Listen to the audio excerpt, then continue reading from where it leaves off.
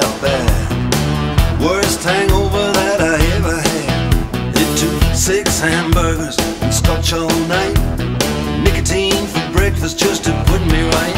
Cause if you want cool, if you want